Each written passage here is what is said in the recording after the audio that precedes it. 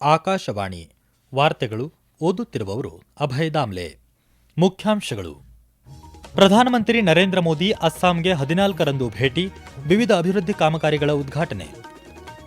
ದೇಶಾದ್ಯಂತ 75,000 ಹೊಸ ವಿವಿಧೋದ್ದೇಶಿತ ಡೈರಿ ಸಹಕಾರ ಸೊಸೈಟಿ ಸ್ಥಾಪನೆ ಉದ್ದೇಶ ಸಚಿವ ಮುರಳೀಧರ್ ಮೋಹಲ್. ಬಾಂಗ್ಲಾದೇಶದಲ್ಲಿ ನಾಳೆ ರಾಷ್ಟ್ರೀಯ ಸಂಸದೀಯ ಚುನಾವಣೆ, ಬೆಳಗ್ಗೆ 7:30ರಿಂದ ಸಂಜೆ 4:30ರವರೆಗೆ ಮತದಾನ.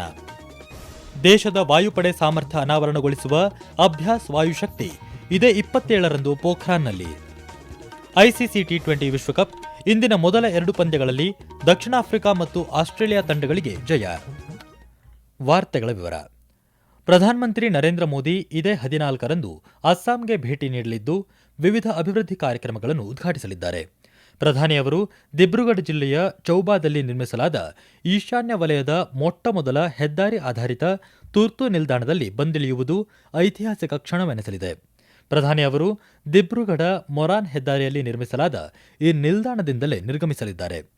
ಅಧಿಕೃತ ಮೂಲಗಳ ಪ್ರಕಾರ 14ರ ಬೆಳಿಗ್ಗೆ ಚೌಬಾ ವಾಯುಪಡೆ ನೆಲೆಗೆ ಆಗಮಿಸಿ ಅಲ್ಲಿಂದ ನಂತರ ಮೊರಾನ್ನಲ್ಲಿ ವಿಶೇಷವಾಗಿ ಅಭಿವೃದ್ಧಿಪಡಿಸಲಾದ highway air ಸ್ಟ್ರಿಪ್ಗೆ ಬಂದಿಳಿಯಲಿದ್ದಾರೆ.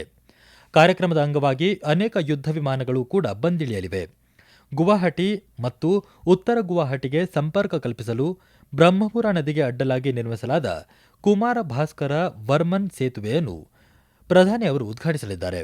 Guwahati Indian institute of ಮ್ಯಾನೇಜ್ಮೆಂಟ್ನ ತಾತ್ಕಾಲಿಕ ಕ್ಯಾಂಪಸ್ ಉದ್ಘಾಟನೆ ಬಳಿಕ ಕೇಂದ್ರ ಪ್ರಾಯೋಜಿತ ನಿಧಿಯಡಿ 100 ಎಲೆಕ್ಟ್ರಿಕ್ ಬಸ್ಗಳನ್ನು ರಾಜ್ಯ ಸರ್ಕಾರಕ್ಕೆ ಹಸ್ತಾಂತರ ಮಾಡಲಿದ್ದಾರೆ. ಅಮಿಂಗಾನ್ನಲ್ಲಿ ಹೈಪರ್ ಸ್ಕೇಲ್ ಡಾಟಾ ಸೆಂಟರ್ಗೆ ಚಾಲನೆ ನೀಡಿದ ಪ್ರಧಾನಿಯವರು ಬಳಿಕ ಗುವಾಹಟಿಯಲ್ಲಿ ಪಕ್ಷದ ಪದಾಧಿಕಾರಿಗಳನ್ನು ಉದ್ದೇಶಿಸಿ ಮಾತನಾಡುವ ಕಾರ್ಯಕ್ರಮವಿದೆ. ಲೋಕಸಭೆ 2026-27ರ ಕೇಂದ್ರ ಬಜೆಟ್ ಕುರಿತಾದ ಚರ್ಚೆಯನ್ನು ಇಂದು ಮುಂದುವರೆಸಿತು. ಎಲ್ಜೆಪಿಆರ್ ಪಕ್ಷದ ಅರುಣ್ ಭಾರತಿ ಚರ್ಚೆಯಲ್ಲಿ ಪಾಲ್ಗೊಂಡು ಮಾತನಾಡಿ, 2047ರ ವೇಳೆಗೆ ಅಭಿವೃದ್ಧಿ ಹೊಂದಿದ ದೇಶವಾಗುವ ಗುರಿ ಸಾಧನೆಗೆ ಈ ಬಜೆಟ್ ಅಡಿಗಲ್ಲಾಗಿದೆ. ಬಜೆಟ್ ಎಂಎಸ್ಎಂಇ ವಲಯವನ್ನು ಬಲಗೊಳಿಸುತ್ತಿದೆ ಎಂದರು. ಸಿಕ್ಕಿಂ ಕ್ರಾಂತಿಕಾರಿ ಮೋರ್ಚಾದ ಇಂದ್ರ ಹಂಗ್ ಸುಬಾ ಮಾತನಾಡಿ, ಕೈಗಾರಿಕಾ ನೇತೃತ್ವದಲ್ಲಿ ಸಂಶೋಧನೆಗೆ ಅವಕಾಶ ಕಲ್ಪಿಸಿರುವುದು ಸ್ವಾಗತಾರ್ಹ ಕ್ರಮ ಎಂದರು. ಆಮ್ ಆದ್ಮಿ ಪಕ್ಷದ ಡಾ ರಾಜ್ಕುಮಾರ್ ಛಬ್ಬೇವಾಲ್, ರಾಷ್ಟ್ರೀಯ ಆರೋಗ್ಯ ಮಿಷನ್ಗೆ ಕಡಿಮೆ ಹಣ ನೀಡಲಾಗಿದೆ ಎಂದು ಆಕ್ಷೇಪ ವ್ಯಕ್ತಪಡಿಸಿದರು. ಬಿಜೆಪಿಯ ಸುಧೀರ್ ಗುಪ್ತಾ ಬಜೆಟ್ ಸ್ವಾಗತಿಸಿ ಮಾತನಾಡಿ, 2013-14ರಲ್ಲಿ ಯುಪಿಎ ಅಧಿಕಾರದಲ್ಲಿದ್ದಾಗ 16 ಲಕ್ಷ ಕೋಟಿ ರೂಪಾಯಿಗಳಷ್ಟಿದ್ದ ಬಜೆಟ್ ಗಾತ್ರ 2026-27ರಲ್ಲಿ ಎನ್ಡಿಎ ಆಳ್ವಿಕೆಯಲ್ಲಿ 53 ಲಕ್ಷ ಕೋಟಿ ರೂಪಾಯಿ ದಾಟಿದೆ ಎಂದರು. ವಿರೋಧ ಪಕ್ಷದ ನಾಯಕ ರಾಹುಲ್ ಗಾಂಧಿ ಮಾತನಾಡಿ, ಬಜೆಟ್ ಸತ್ವಯುತವಾಗಿಲ್ಲ ಎಂದು ಟೀಕಿಸಿದರು. ಬಜೆಟ್ ಕೃತಕ ಬುದ್ಧಿಮತ್ತೆಯತ್ತ ಕೇಂದ್ರೀಕೃತವಾಗಿದೆ.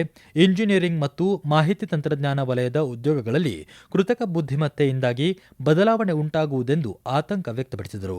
ಭೌಗೋಳಿಕ ರಾಜಕೀಯ ಸಂಘರ್ಷ ತೀವ್ರಗೊಳ್ಳುತ್ತಿರುವ ಬಗ್ಗೆ ಆರ್ಥಿಕ ಸಮೀಕ್ಷೆ ಪ್ರಸ್ತಾಪಿಸಿದ್ದು, ಈ ಬಗ್ಗೆ ಬಜೆಟ್ನಲ್ಲಿ ಏನೂ ಹೇಳಲಾಗಿಲ್ಲ ಎಂದು ಆಕ್ಷೇಪ ವ್ಯಕ್ತಪಡಿಸಿದರು. ಭಾರತ ಅಮೆರಿಕ ವ್ಯಾಪಾರ ಒಪ್ಪಂದ ಪ್ರಸ್ತಾಪಿಸಿದ ರಾಹುಲ್ ಗಾಂಧಿ, ಸರ್ಕಾರ ತನ್ನ ನಿಯಂತ್ರಣ ಕಳೆದುಕೊಳ್ಳುತ್ತಿದೆ ಎಂದರು. ರಾಜ್ಯಸಭೆ ಕೇಂದ್ರ ಬಜೆಟ್ ಕುರಿತ ಚರ್ಚೆಯನ್ನು ಮುಂದುವರೆಸಿತು. ಐಯುಎಂಎಲ್ನ ಹ್ಯಾರಿಸ್ ಬಿರಾನ್, ಬಜೆಟ್ನಲ್ಲಿ ರೈತರಿಗೆ ಹಾಗೂ ಮೀನುಗಾರರಿಗೆ ಅನುಕೂಲಕರವಾದ ಯೋಜನೆಗಳಿಲ್ಲ ಎಂದು ಟೀಕಿಸಿದರು. ಬಿಜೆಪಿಯ ಅಶೋಕ್ ಚೌಹಾಣ್, ಬಜೆಟ್ನಲ್ಲಿ ಯುವಜನತೆ, ಮಹಿಳೆಯರು, ರೈತರು ಹಾಗೂ ಸಮಾಜದ ದುರ್ಬಲ ವರ್ಗದವರನ್ನು ಬಲಪಡಿಸುವ ಉಪಕ್ರಮಗಳನ್ನು ಒತ್ತಿ ನೀಡಲಾಗಿದೆ ಎಂದು ಹೇಳಿದರು. ಮಾಜಿ ಪ್ರಧಾನಿ ಜೆಡಿಎಸ್ ನಾಯಕ ಎಚ್ ಡಿ ದೇವೇಗೌಡ ಮಾತನಾಡಿ, ದೇಶದಲ್ಲಿ ವಿಶ್ವವನ್ನೇ ಮುನ್ನಡೆಸಬಲ್ಲ ಪ್ರತಿಭೆ ಇದೆ. ಬಜೆಟ್ನಲ್ಲಿ ಜಾಣ್ಮೆಗೆ ಮಾತ್ರವಲ್ಲ, ಇಂದು ಮತ್ತು ನಾಳಿನ ಭದ್ರ ಆರ್ಥಿಕತೆ ನಿರ್ಮಾಣಕ್ಕೆ ಒತ್ತು ನೀಡಲಾಗಿದೆ ಎಂದರು. ಕಾಂಗ್ರೆಸ್ಸಿನ ರಾಜೀವ್ ಶುಕ್ಲಾ, ಬಜೆಟ್ ತೀವ್ರ ಸಾಮಾನ್ಯವಾಗಿದೆ ಎಂದರು. ಶ್ವೇತಕ್ರಾಂತಿ 2.0 ಯೋಜನೆಯಡಿ ದೇಶದಲ್ಲಿ ಹಾಲು ಉತ್ಪಾದನೆಯನ್ನು ಗಣನೀಯ ಪ್ರಮಾಣದಲ್ಲಿ ಹೆಚ್ಚಿಸುವ ಗುರಿ ಹೊಂದಲಾಗಿದೆ ಎಂದು ಕೇಂದ್ರ ಸಹಕಾರ ಖಾತೆ ರಾಜ್ಯ ಸಚಿವ ಮುರಳೀಧರ್ ಮೋಹಲ್ ತಿಳಿಸಿದ್ದಾರೆ. ರಾಜ್ಯಸಭೆಯಲ್ಲಿಂದು ಪ್ರಶ್ನೆಯೊಂದಕ್ಕೆ ಉತ್ತರ ನೀಡಿದ ಮುರಳೀಧರ್ ಮೋಹಲ್, ಪ್ರಸ್ತುತ ಪ್ರತಿದಿನ 660 ಲಕ್ಷ ಕಿಲೋಗ್ರಾಂ ಹಾಲು ಉತ್ಪಾದಿಸಲಾಗಿದ್ದು, ಇದನ್ನು 1,007 ಲಕ್ಷ ಕಿಲೋಗ್ರಾಂಗೆ ಹೆಚ್ಚಿಸುವ ಗುರಿ ಹೊಂದಲಾಗಿದೆ. ಇದರಿಂದ ಉದ್ಯೋಗ ಸೃಷ್ಟಿಯಾಗುವ ಜೊತೆಗೆ ಮಹಿಳಾ ಸಶಕ್ತೀಕರಣಕ್ಕೆ ಒತ್ತು ನೀಡಿದಂತಾಗುತ್ತದೆ ಎಂದರು. ಮಾರುಕಟ್ಟೆ ಲಭ್ಯತೆ, ಆದಾಯ, ಅವಕಾಶ ಹೆಚ್ಚಳ ಹಾಗೂ ಪೌಷ್ಟಿಕಾಂಶ ಲಭ್ಯತೆ ಸುಧಾರಣೆ ಗಮನದಲ್ಲಿಟ್ಟುಕೊಂಡು ದೇಶಾದ್ಯಂತ 75,000 ಹೊಸ ವಿವಿಧೋದ್ದೇಶಿತ ಡೈರಿ ಸಹಕಾರ ಸೊಸೈಟಿಗಳನ್ನು ಸ್ಥಾಪಿಸುವ ಉದ್ದೇಶವಿದೆ ಎಂದು ಸಚಿವ ಮುರಳೀಧರ್ ಮೋಹಲ್ ತಿಳಿಸಿದರು.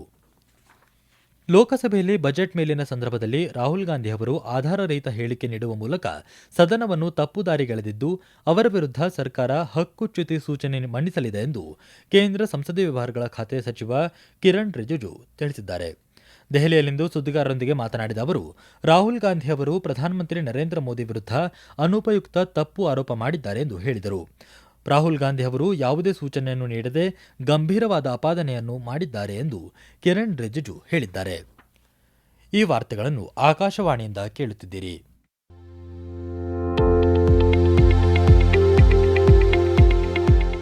ನಮ್ಮ ಎಲ್ಲ ರಾಷ್ಟ್ರೀಯ ವಾರ್ತೆಗಳು ಹಾಗೂ ಪ್ರದೇಶ ಸಮಾಚಾರ ಈಗ ಆಕಾಶವಾಣಿ ನ್ಯೂಸ್ ಕನ್ನಡ ಯೂಟ್ಯೂಬ್ ಚಾನೆಲ್ನಲ್ಲಿ ಲಭ್ಯ. ನಮ್ಮ ಎಕ್ಸ್ ಖಾತೆ ಮತ್ತು ಇನ್ಸ್ಟಾಗ್ರಾಂ ಖಾತೆ ಆಕಾಶವಾಣಿ ನ್ಯೂಸ್ ಕನ್ನಡ.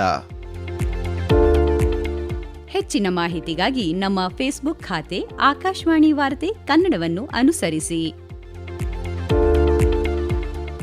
ಮಾಹಿತಿಗಳ ಹೂರಣ, ವಾರದ ಕಾರ್ಯಕ್ರಮ, ಪ್ರಚಲಿತ ವಿದ್ಯಮಾನ ಪ್ರತಿ ಬುಧವಾರ ರಾತ್ರಿ 9:15 ಬಾಂಗ್ಲಾದೇಶದಲ್ಲಿ ನಾಳೆ ರಾಷ್ಟ್ರೀಯ ಸಂಸದೀಯ ಚುನಾವಣೆ ನಡೆಯಲಿದೆ. ಈ ಹಿನ್ನೆಲೆಯಲ್ಲಿ ಮತದಾನಕ್ಕಾಗಿ ವ್ಯಾಪಕ ವ್ಯವಸ್ಥೆ ಮಾಡಲಾಗಿದ್ದು, ಮತಗಟ್ಟೆ ಅಧಿಕಾರಿಗಳಿಗೆ ಮತಪೆಟ್ಟಿಗೆಗಳನ್ನು ಈಗಾಗಲೇ ವಿತರಿಸಲಾಗಿದೆ. 299 ಮತಕ್ಷೇತ್ರಗಳಲ್ಲಿ ಒಟ್ಟು 42,779 ಕೇಂದ್ರಗಳನ್ನು ಸ್ಥಾಪಿಸಲಾಗಿದ್ದು, ಮತದಾನ ಬೆಳಗ್ಗೆ 7:30 ರಿಂದ ಸಂಜೆ 4:30 ಸತತವಾಗಿ ನಡೆಯಲು ವ್ಯವಸ್ಥೆ ಮಾಡಲಾಗಿದೆ. ಓರ್ವ ಅಭ್ಯರ್ಥಿಯ ನಿಧನದ ಹಿನ್ನೆಲೆಯಲ್ಲಿ ಶೇರ್ಪುರ್ 3 ಕ್ಷೇತ್ರದ ಚುನಾವಣೆಯನ್ನು ಮುಂದಕ್ಕೆ ಹಾಕಲಾಗಿದೆ. 6,28,00,000 ಮಹಿಳೆಯರು ಸೇರಿದಂತೆ ಒಟ್ಟು 12,77,00,000 ಮತದಾರರು ಮತ ಚಲಾಯಿಸುವ ಹಕ್ಕು ಹೊಂದಿದ್ದಾರೆ ಎಂದು ಬಾಂಗ್ಲಾದೇಶದ ಚುನಾವಣಾ ಆಯೋಗ ತಿಳಿಸಿದೆ.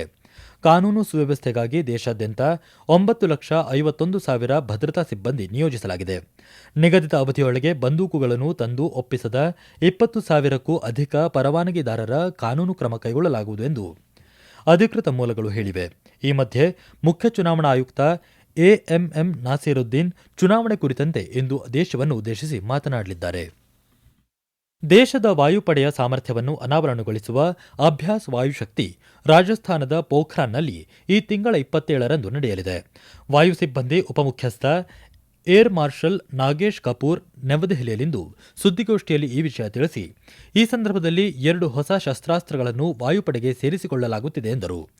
ಆಪರೇಷನ್ ಸಿಂಧೂರ್ ಕಾರ್ಯಾಚರಣೆಯಿಂದ ಉಗ್ರವಾದವನ್ನು ಯಾವುದೇ ಕಾರಣಕ್ಕೂ ಸಹಿಸಿಕೊಳ್ಳಲಾಗುವುದಿಲ್ಲ ಹಾಗೂ ಭಯೋತ್ಪಾದನೆಯ ಚಟುವಟಿಕೆಗಳಿಗೆ ತಕ್ಕದಾದ ಉತ್ತರ ನೀಡಲಾಗುವುದೆಂದು ಸಂದೇಶ ನೀಡಲಾಗಿದೆ ಎಂದು ಅವರು ಹೇಳಿದರು. ಈ ಅಭ್ಯಾಸದಲ್ಲಿ 120ಕ್ಕೂ ಹೆಚ್ಚು ರಕ್ಷಣಾ ಸಾಮಗ್ರಿ ಉಪಕರಣಗಳನ್ನು ನಿಯೋಜಿಸಲಾಗುತ್ತಿದೆ. ದೇಶಿಕ ಹಾಗೂ ದಕ್ಷ ಶಸ್ತ್ರಾಸ್ತ್ರಗಳನ್ನು ಪ್ರದರ್ಶಿಸಲಾಗುತ್ತಿದೆ ಎಂದು ಅವರು ಹೇಳಿದರು. ಒಟ್ಟು 77 ಯುದ್ಧ ವಿಮಾನ, 43 ಹೆಲಿಕಾಪ್ಟರ್, 8 ಸಾರಿಗೆ ವಿಮಾನಗಳು ಅಭ್ಯಾಸ ವಾಯುಶಕ್ತಿಯಲ್ಲಿ ಪಾಲ್ಗೊಳ್ಳಲಿವೆ. ರೈಫೆಲ್, ಸುಖೋಯ್, ಮಿರಾಜ್ 2000, ಮಿಗ್-29, ಜಾಗ್ವಾರ್ ಹಾಗೂ ಎಲ್ಸಿಎ ತೇಜಸ್ ಅಭ್ಯಾಸದಲ್ಲಿ ಪಾಲ್ಗೊಳ್ಳಲಿವೆ. ಈ ಅಭ್ಯಾಸ ಸೇನಾಪಡೆಯೊಂದಿಗಿನ ಜಂಟಿ ಕಾರ್ಯಾಚರಣೆಯನ್ನು ಕೂಡ ಪ್ರದರ್ಶಿಸಲಿದೆ ಎಂದು ಏರ್ ಮಾರ್ಷಲ್ ನಾಗೇಶ್ ಕಪೂರ್ ಹೇಳಿದ್ದಾರೆ. ಐಸಿಸಿ ಟಿ20 ವಿಶ್ವಕಪ್ ಕ್ರಿಕೆಟ್ನ ಮೊದಲ 2 ಪಂದ್ಯಗಳಲ್ಲಿ ದಕ್ಷಿಣ ಆಫ್ರಿಕಾ ಹಾಗೂ ಆಸ್ಟ್ರೇಲಿಯಾ ಜಯಗಳಿಸಿವೆ. 3ನೇ ಪಂದ್ಯ ಮುಂಬೈನ ವಾನ್ಖೆಡೆ ಕ್ರೀಡಾಂಗಣದಲ್ಲಿ ನಡೆದಿದ್ದು, ಇಂಗ್ಲೆಂಡ್ ಹಾಗೂ ವೆಸ್ಟ್ ಇಂಡೀಸ್ ತಂಡಗಳು ಮುಖಾಮುಖಿಯಾಗಿವೆ. ಇಂಗ್ಲೆಂಡ್ ತಂಡ ಟಾಸ್ ಗೆದ್ದು ಫೀಲ್ಡಿಂಗ್ ಆಯ್ಕೆ ಮಾಡಿಕೊಂಡಿದೆ. ಇತ್ತೀಚಿನ ವರದಿ ಬಂದಾಗ ವೆಸ್ಟ್ ಇಂಡೀಸ್ 5.5 ಓವರ್ಗಳಲ್ಲಿ 3 ವಿಕೆಟ್ ನಷ್ಟಕ್ಕೆ 55 ರನ್ ಗಳಿಸಿ ಆಡುತ್ತಿದೆ. ಅಹಮದಾಬಾದ್ನ ನರೇಂದ್ರ ಮೋದಿ ಕ್ರೀಡಾಂಗಣದಲ್ಲಿ ನಡೆದ ಗ್ರೂಪ್ ಡಿ ಪಂದ್ಯದಲ್ಲಿ ದಕ್ಷಿಣ ಆಫ್ರಿಕಾ ಮತ್ತು ಅಫ್ಘಾನಿಸ್ತಾನ ತಂಡಗಳ ನಡುವಿನ ಪಂದ್ಯವು 2 ರೋಚಕ ಸೂಪರ್ ಓವರ್ಗಳಿಗೆ ಸಾಕ್ಷಿಯಾಯಿತು.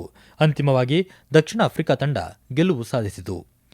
ಕೊಲಂಬೋದ ಆರ್ ಪ್ರೇಮದಾಸ್ ಕ್ರೀಡಾಂಗಣದಲ್ಲಿ ನಡೆದ ಬಿ ಗುಂಪಿನ ಪಂದ್ಯದಲ್ಲಿ ಆಸ್ಟ್ರೇಲಿಯಾ ತಂಡ ಐರ್ಲೆಂಡ್ ಅನ್ನು 67 ರನ್ಗಳಿಂದ ಪರಾಭವಗೊಳಿಸಿದೆ.